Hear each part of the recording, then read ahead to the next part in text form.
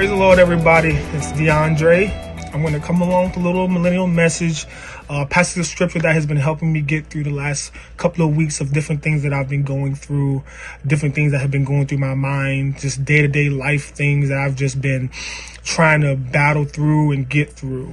The passage of scripture is going to come through 1 Samuel chapter 30. I'm going to start at verse number 3. So David and his men came into the city, and behold, it was burned with fire, and their wives and their sons and their daughters were taken captive. Then David and the people that were with him lifted up their voices and wept until they had no more power to weep. And David's 2 wives were taken captive. Verse number 6. And David was greatly distressed. But the part of that verse that I really want to focus on is at the bottom. But David encouraged himself in the Lord his God. David encouraged himself in the Lord his God. See, in this passage of scripture, something happened that David had no control over.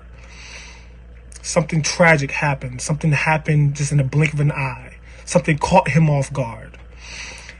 When I think about this passage, I think about just us as young people, just anybody, whereas though you'll wake up one day and something, maybe it's a bill, maybe it's a medical condition, whether it's just, things just happening just in the flow of life, where it'll snatch you right up from where you are and catch you off guard.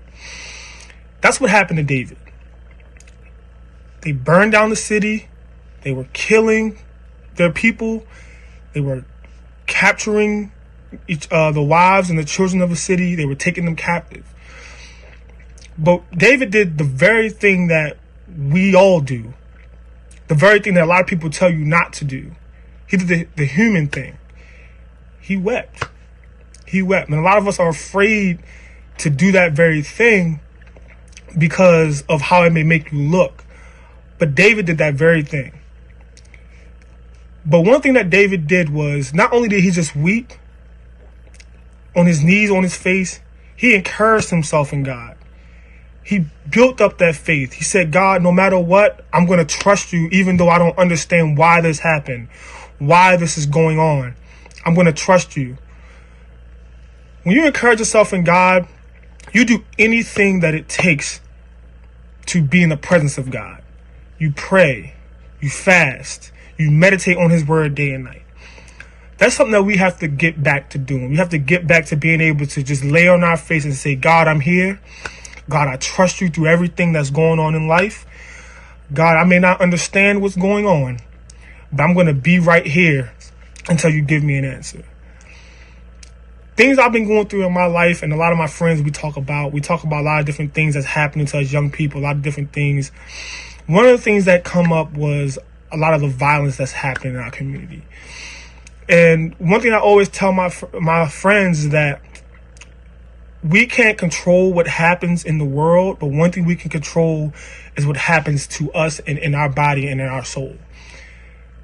Encouraging yourself in God is the main thing that I believe that we all need to just focus on and get back to. Getting in God's presence, being on our face, praying, asking God to forgive us, asking God to help us, asking God to help us battle through this day-to-day life, because it is a spiritual battle every day. And life is going to bring you obstacles, left, right. It's going to bring you obstacles.